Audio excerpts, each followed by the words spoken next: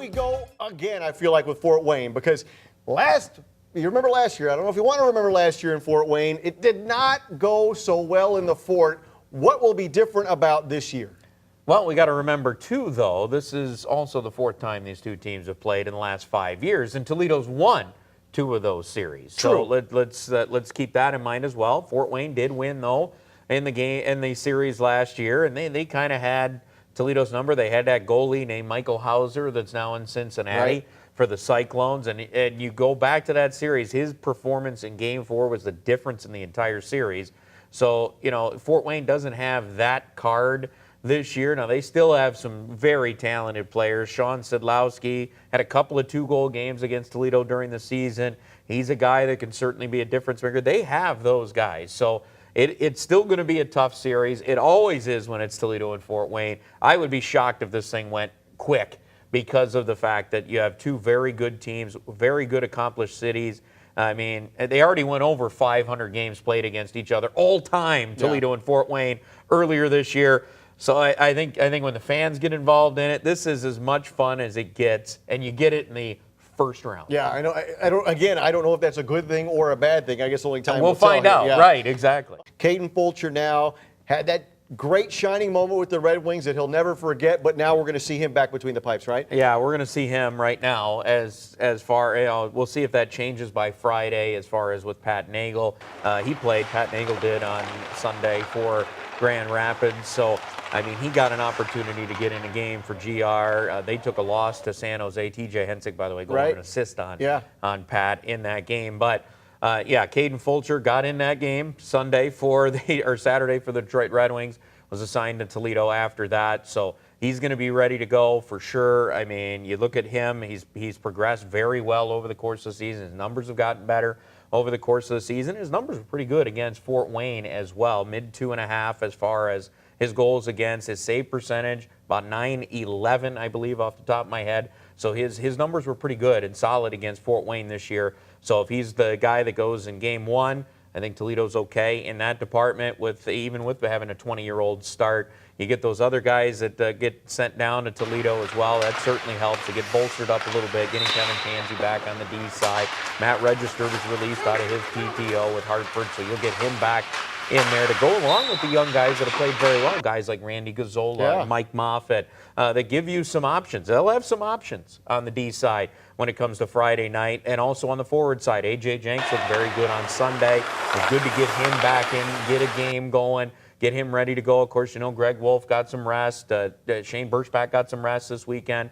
So those guys, your key cogs, they got some rest, and they're ready to go. Well, Shane Birchback, after you playing the most games in franchise history, he needs a break.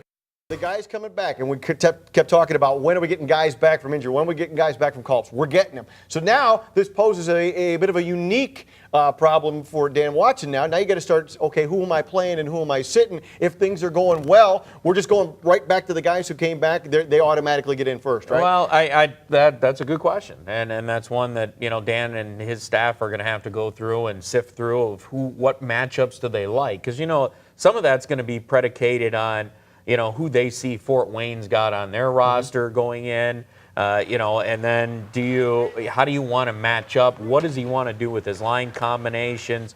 Center-wise, you should be pretty strong, and that's a key part of the game. And then it's on the wings. How does he want? Does he want more scoring? Does he put a guy like Jordan Topping in for more scoring? He had the hat trick this past Friday. Does he want more defense? Maybe he puts more physical in and goes with Ben Storm and Hunter Smith. He gives you some options to see, maybe you play around with it a little bit. He gets one lineup together for Friday. Maybe he's got another lineup in mind for Saturday just to see how the game plays out. If it goes Toledo's way and goes very well, then that lineup probably goes again on Saturday, and then you just kind of see where Fort Wayne's adjustments come in, because that's what ends up happening in a best-of-7 series. Every team's going to make adjustments after every game. Now, if you win, you're probably not making nearly as many. Right. So, the question is, do the team that loses, when they make their adjustments, are they effective or not against that team that won the first game? All right, I want to get you out of here on this. We have seen this in the past many times, so it will not be a surprise. It will be officiated much different in the postseason than it was in the regular season. You talked about Dan Watson being able to make adjustments, or who do you have in, scoring more physical. I would say you're going to need more physical here as soon as we start dropping the puck in the postseason. You think that's the case, but you've got the 2-referee system coming into the postseason. Way different from the regular season. Now all of a sudden your games look a lot more like the AHL games and the NHL games because of the fact that, there's a lot could be going on right now behind me. Right. You don't see. So now when you're going up the ice as a ref, there's another ref coming up trailing the play. So that eliminates, as we saw the change from the 14-15, the 2015 playoffs against Wheeling, which everybody remembers was spears and punches and all kinds of stuff behind the play as the play was going up the ice. That changed the next year because you can't get away with that nearly as much. Except Colorado. Except Colorado when he's holding the Spink brothers with 2 hands, pulls them down. It didn't change that much. It didn't change that much, but it's in players' heads a little bit more. Okay. So it does free up a little bit of the ice, and I think we've seen that over the last couple of years. So you get into the 2-ref system. The only adjustment that the refs have to make is now that they work, and a lot of these guys are up and down with the American Hockey League, so they're getting some games where they're working in a 2-referee system. So they're pretty used to having that quadrant of the ice that they've got to look out for. Sure. And it changes a little bit. It makes goal calls a lot easier and more effective because that guy is usually behind the net even when a play is coming at them. So it makes it a lot easier that they're in position a little bit more to make the right calls. So I think that'll help going forward. And you know what? Every year is a different year. We've seen it in the NHL with all of the game-winning goals that have come in overtime on power plays. They've made a concerted effort to call more penalties, even going into overtime and late into games.